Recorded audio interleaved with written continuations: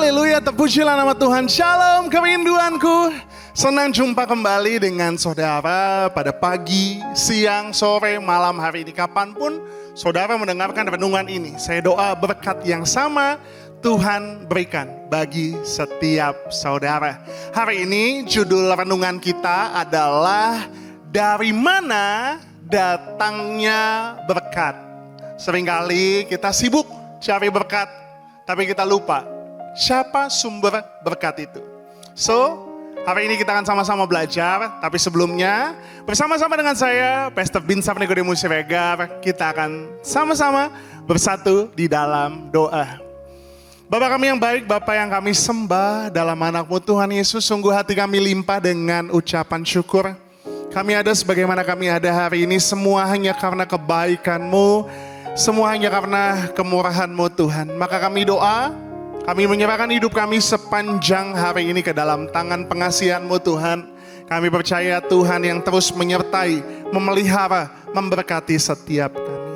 Kami mau siapkan hati kami Tuhan, sambut kebenaran firman-Mu. Kami percaya firman Tuhan tidak kembali dengan sia-sia, tapi akan berakar, bertumbuh, dan berbuah di dalam kehidupan kami. Dalam nama Tuhan Yesus, sama-sama semua yang percaya katakan, amin, haleluya. Hari ini saudara, kita akan membahas suatu tema, judulnya adalah dari mana datangnya berkat. Seringkali saudara kita bangun pagi, apa sih yang kita cari? Kita cari berkat, berkat, berkat, dan berkat. Tapi kita akan belajar, dari mana sih datangnya berkat? Yang pertama saudara, kita akan ada 4 poin. Di poin yang pertama, kita sama-sama belajar bahwa Tuhan Yesus adalah satu-satunya sumber berkat dalam kehidupan kita. Sama-sama bilang sama saya, ketik di kolom komentar, Yesus satu-satunya sumber berkat, bukan salah satunya. Iya. Ada banyak orang cari berkat dari tempat lain. Ada banyak orang cari tempat, dia ke dukun-dukun. Dia coba dengan cara, berbagai macam cara dia cari berkat. Tapi kita harus sadar dulu bahwa satu-satunya sumber berkat kita adalah dari Tuhan. Bukan karena kuat, hebat, gagah kita. Bukan karena keahlian kita, bukan karena kepintaran kita. Tapi kita harus ngerti dulu, kita harus sadar bahwa semuanya itu datangnya dari Tuhan. Sumbernya adalah Tuhan. Dan jangan cari berkat di tempat lain. Kalau kita sadar berkat itu datangnya dari Tuhan, kita carinya hanya kepada Tuhan dan dengan caranya Tuhan. Firman Tuhan katakan di Ulangan 8 ayat 17 dan ayatnya yang ke-18. Firman Tuhan katakan gini saudara, maka janganlah kau katakan dalam hatimu, kekuasaanku dan kekuatan tanganku lah yang membuat aku memperoleh kekayaan ini. Ayat yang ke-18 dikatakan, tetapi haruslah engkau ingat kepada Tuhan Allahmu, sebab dialah yang memberikan kepadamu kekuatan untuk memperoleh kekayaan dengan maksud meneguhkan perjanjian yang diikrarkannya dengan sumpah kepada nenek moyangmu seperti sekarang ini. Kita belajar saudara hari ini, kalau kita bisa memperoleh pekerjaan, kita bisa menghasilkan, hari ini kita sadar bahwa semuanya dari Tuhan. Siapa sih yang bisa mengizinkan kita bangun di pagi hari kalau bukan Tuhan? Siapa yang kasih skill buat kita? Siapa yang kasih kepintaran buat kita? Siapa yang kasih kemampuan buat kita? Kalau bukan dari Tuhan, kita gak akan bisa dapetin itu semua. Makanya hari ini kita harus sadar, dari mana datangnya berkat, semuanya dari Tuhan. Tapi Pak, saya bisa punya ini semua karena keuletan saya, karena kehebatan saya. No. Kalau Tuhan gak kasih kamu daya untuk itu, kalau Tuhan gak kasih kamu kemampuan untuk itu, mau gimana? Hari ini kita belajar yuk, buat kita gak sombong dengan segala pencapaian kita, tapi kita merendahkan hati kita bahwa segala yang saya miliki berasal dari Tuhan. Semuanya hanya karena anugerah Tuhan. Ya, jangan sampai kita salah fokus. Kita pikir berkat kita datangnya dari pekerjaan kita, dari partner bisnis kita, sehingga kita mulai mengandalkan manusia, kita mulai mengandalkan kemampuan, mulai mengandalkan perusahaan kita. Tapi kita harus sadar, kita benar-benar mengandalkan Tuhan. Yeremia 17 ayat 5 dikatakan, beginilah firman Tuhan. Terkutuklah orang yang mengandalkan manusia, yang mengandalkan kekuatannya sendiri dan yang hatinya menjauh daripada Tuhan. Tapi ayat yang ketujuh dikatakan, diberkatilah orang yang mengandalkan Tuhan, yang menaruh harapannya pada Tuhan. Jadi yang pertama, Yesus adalah satu-satunya sumber berkat dalam kehidupan kita. Jangan andalkan manusia, bahkan jangan andalkan kekuatan, jangan andalkan tempat kerjamu, jangan andalkan usahamu, jangan andalkan prediksi-prediksi dunia, bahkan jangan andalkan kekuatan dari iblis. Ada orang banyak cari berkat sampai dia datang ke dukun-dukun, cari ke tempat-tempat, minta tumbal dan lain sebagainya. Hati-hati saudara, devil never works for free. Iblis tidak bekerja untuk sesuatu yang gratis. There's no free lunch. Kalau engkau datang sama iblis untuk cari berkat, diberkati sih, tapi dia minta bayaran yang kau gak akan sanggup bayar. Bahkan tumbal, maut, dan lain sebagainya. So hari ini kita belajar, fokus sama sumbernya, yaitu Yesus. Utamakan Tuhan sebelum kita melakukan sesuatu, ketika kita bekerja, ketika kita usaha, ketika kita melayani Tuhan, tetap andalkan Tuhan, berdoa sebelum kita melakukannya. Yang kedua, dari mana datangnya berkat? Kalau yang pertama kita tahu dulu sumbernya. Yang kedua, Tuhan salurkan melalui pekerjaan tangan kita. Segala sesuatu Tuhan rancangkan dalam hidup kita, diawali dengan apa yang ada di tangan kita. So, gali potensi dirimu sebelum Tuhan memberkatimu. Tuhan pasti taruh talenta, taruh bakat, taruh skill khusus dalam diri kita. Untuk kita bisa menggunakannya, untuk kita bisa mendapatkan berkat yang dari Tuhan. Contoh, sebelum Daud menjadi raja, dia menggembalakan domba. Dia menjaga domba-dombanya. Dia berperang, dia menjaga dombanya sehingga dia berperang melawan singa, melawan beruang. Dan itu dipakai untuk dia bisa mengalahkan Goliat. Begitu juga dengan tongkat di tangan Musa. Apa yang ada di tanganmu hari ini Tuhan bisa pakai. Makanya Lukas 16 ayat 10, barang siapa setia dalam perkara-perkara kecil, ia setia juga dalam perkara-perkara besar. Dan barang siapa tidak benar dalam perkara-perkara kecil, ia tidak benar juga dalam perkara-perkara besar. So, kalau kita tahu Tuhan bisa salurkan berkatnya dengan pekerjaan tangan kita, jadilah orang yang setia. Apapun bagian yang sedang kau kerjakan hari ini, sekalipun itu gak dilihat orang, sekalipun itu mungkin sepele di mata orang, sekalipun itu kelihatannya kecil, tetap setia. Lakukan bagianmu, dan Tuhan akan percayakan hal-hal yang besar dalam kehidupanmu. Kemudian Amsal 13 ayat 4 dikatakan, hati si pemalas penuh keinginan, tetapi sia-sia. Sedangkan hati orang rajin diberi kelimpahan. Kalau kita sadar Tuhan bisa memberkati kita melalui pekerjaan tangan kita, jangan jadi orang pemalas. Ada orang banyak bilang, ikut Yesus mah enak, tidur pun diberkati. Jadi kita tidur-tiduran aja. Enggak, itu salah konsep. Kalau engkau mau diberkati, bahkan firman Tuhan juga katakan kok, barang siapa tidak bekerja, jangan ia makan. Makanya di 2 Tesalonika 3 ayat 10 dikatakan, sebab juga waktu kami berada di antara kamu, kami memberi peringatan ini kepadamu. Jika seorang tidak mau bekerja, janganlah ia makan. Makanya Pak, Bu, ketika kita sadar, anak-anak muda, ketika kita sadar Tuhan bisa kasih berkatnya melalui pekerjaan tangan kita, jadilah orang yang rajin, jadilah orang yang ulet, jadilah orang yang setia. Apapun pekerjaanmu hari ini, lakukan yang terbaik. Dan gak hanya sampai di situ, jadilah orang yang jujur.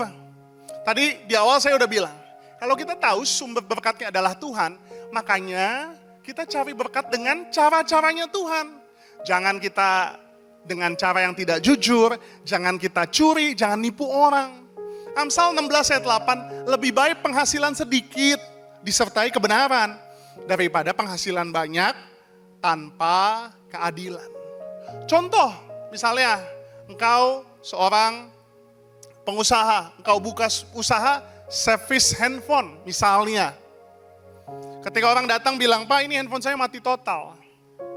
Ternyata setelah engkau cek, hanya perlu sedikit dikencengin aja kabel-kabel yang longgar. Engkau mau jujur atau enggak?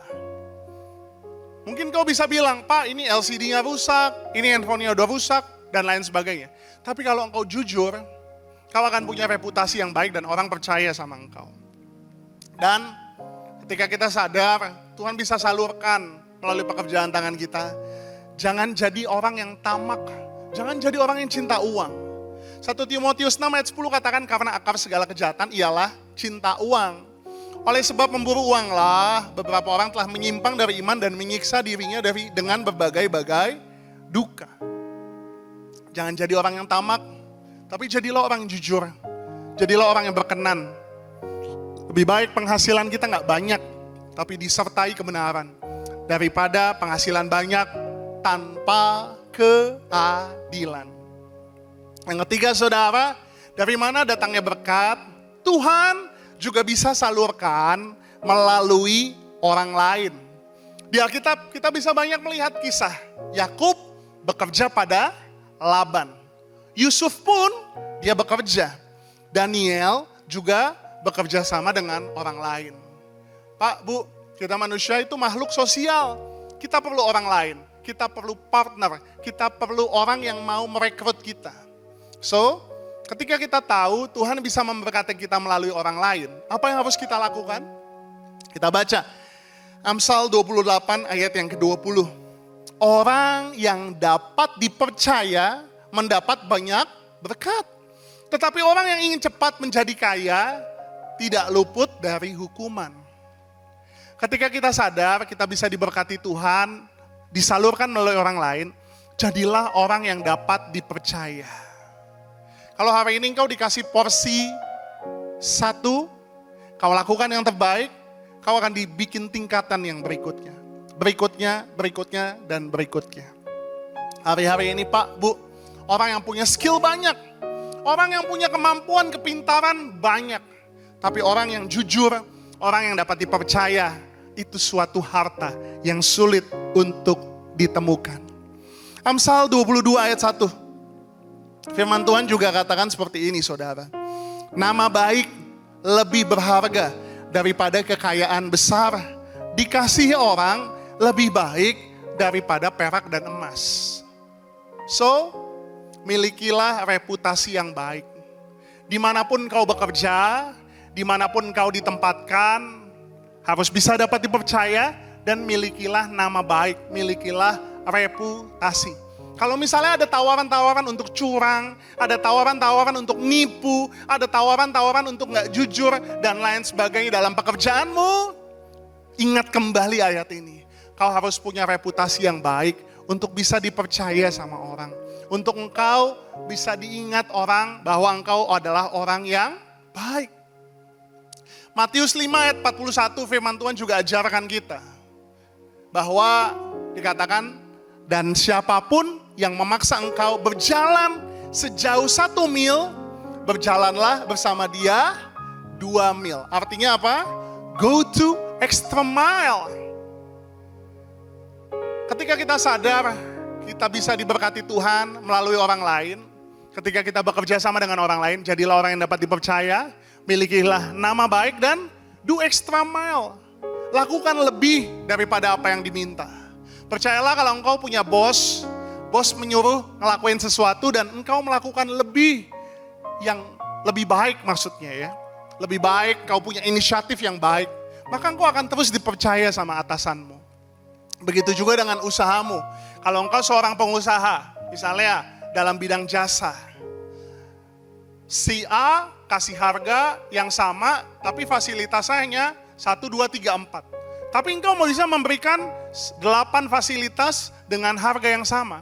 Orang pasti akan pergi ke usahamu. Artinya apa? Do extra mile. Dan yang keempat, yang terakhir. Ini yang paling saya senang saudara. Ini yang paling mind blowing. Apa itu? Yang keempat, Tuhan salurkan berkat melalui musuh kita. Ya, orang bisa benci saudara, orang bisa pengen jatuhin saudara. Tapi kalau engkau orang yang benar, orang yang lurus, orang yang berharap, percaya hanya sama Tuhan, Tuhan bisa pakai orang-orang yang mau jatuhin saudara untuk menaikkan saudara. Tuhan bisa pakai musuh saudara untuk bisa mempromosikan saudara. So hari ini, kalau ada orang yang jahat sama engkau di tempat kerjamu, tetap jadi orang baik aja. Kalau ada orang yang pengen jatuhin engkau, tetap jadi orang baik, tetap doain dia, tetap ampuni dia. Karena Tuhan, God of plot twist, dia bisa memutar balikan keadaan. Orang-orang mau jatuhin engkau, Tuhan bisa putar balikan keadaan, Tuhan yang akan mempromosikan engkau. Kejadian 50 ayat 20. Firman Tuhan katakan, memang kamu telah meraka-rakakan yang jahat terhadap aku. Tetapi Allah telah meraka-rakakannya untuk kebaikan, dengan maksud melakukan seperti yang terjadi sekarang ini, yakni memelihara hidup suatu bangsa. Ini adalah suatu kisah tentang Yusuf, di mana Yusuf mau dibunuh, tapi akhirnya dijual. Untuk Yusuf dijual ke Mesir menjadi budak. Tapi ternyata niat jahat dari saudara-saudaranya, Tuhan bisa pakai untuk Yusuf. Dia pergi ke Mesir menjadi budak, dan pada akhirnya Tuhan angkat dia menjadi Perdana Menteri. Dan menyelamatkan hidup gak hanya keluarganya, tapi bangsa Israel. Sehingga bangsa Israel bisa datang ke Mesir dan tidak punah karena bencana kelaparan. Pak, Bu, anak-anak muda, orang mau buat apa sama kamu, orang mau jahatin kamu, orang mau jatuhin kamu. Tapi kalau kamunya ada di pihaknya Tuhan, gak ada yang bisa mengalahkan engkau, karena Tuhan yang akan membela kamu. Roma 8 ayat 28, kita tahu sekarang bahwa Allah turut bekerja dalam segala sesuatu untuk mendatangkan kebaikan bagi mereka yang mengasihi Dia, yaitu bagi mereka yang terpanggil sesuai dengan rencana Allah. Mungkin hari ini engkau lagi marah, engkau lagi kecewa. Kenapa sih saya udah baik, orang jahat sama saya? Kenapa saya udah baik, saya gak ngejahatin dia? Kok dia kayaknya nyerang saya terus? Jangan takut. Firman Tuhan katakan, jika Allah di pihak kita, siapakah yang dapat melawan kita? So hari ini tetap nempel sama Tuhan, dia sumbernya. Kalau ada orang yang mau jahatin kamu, percayalah Tuhan pasti bela kamu. Tuhan gak buta, Tuhan peduli sama kamu. Dan dia bisa pakai orang-orang itu untuk menaikkan kamu, untuk mempromosikan kamu. Hari ini datang sama Tuhan, mungkin kau gak ngerti, mungkin kau kecewa. Tapi hari ini Tuhan sedang merendah suatu karya yang agung mulia, yaitu kehidupan kita. Sama-sama kita mau datang sama Tuhan. Apa yang kau alami kini mungkin tak dapat engkau mengerti. Cobaan yang engkau alami tak melebihi kekuatanmu.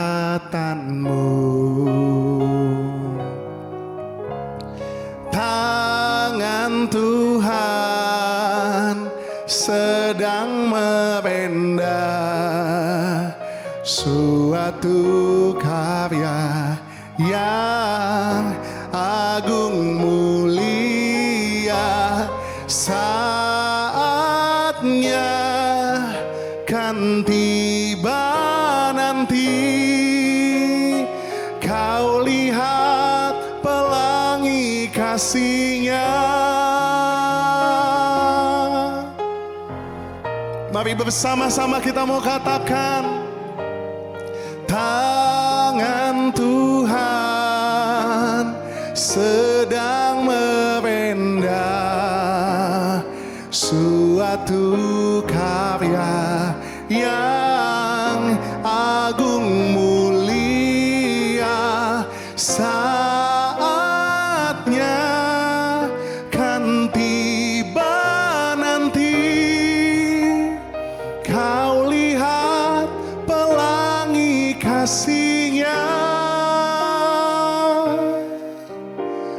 Kau lihat pelangi kasih-Nya. Kau lihat pelangi kasih-Nya. Sama-sama kita mau datang sama Tuhan. Mungkin kau lagi gak ngerti. Mungkin kau lagi nanya sama Tuhan, Tuhan kok mereka giniin saya sih? Kenapa sih ada orang-orang yang mau jatuhin saya? Kenapa sih ada orang-orang yang jahat sama saya walaupun saya baik sama mereka? Tapi percayalah Tuhan bisa memutar balikan keadaan. Tuhan yang membela engkau, Tuhan yang memberkati engkau. Firman Tuhan katakan, jika Allah di pihak kita, siapakah yang dapat melawan kita? Tuhan bisa berkati engkau melalui musuh-musuhmu. Hari ini jangan kecewa, jangan takut, tetap berjalan bersama dengan Tuhan. Yang kedua, Tuhan bisa berkati kita melalui pekerjaan tangan kita. Milikilah integritas dalam hidupmu. Milikilah kerajinan, keuletan. Dan cari potensi, talenta apa yang Tuhan titipkan di dalam dirimu. Dan Tuhan bisa berkati engkau melalui orang lain. Makanya milikilah reputasi. Jadilah orang yang bisa dipercaya. Jangan jadi orang yang cinta uang. Jangan cari uang dengan cara-cara yang gak benar. Supaya orang bisa percaya dan mempercayakan banyak hal dalam kehidupanmu. Dan jangan lupa bahwa satu-satunya sumber berkat dalam kehidupanmu hanya ada di dalam Yesus. Jangan cari dari yang lain, jangan andalkan kekuatanmu sendiri, tapi tetap andalkan Tuhan. Dalam nama Tuhan Yesus, kami percaya segala berkat kami datangnya hanya dari Tuhan. Dalam nama Tuhan Yesus, sama-sama semua yang percaya katakan, amin. Tuhan Yesus memberkati yang punya sorga. Crazy in love with you. Bye-bye.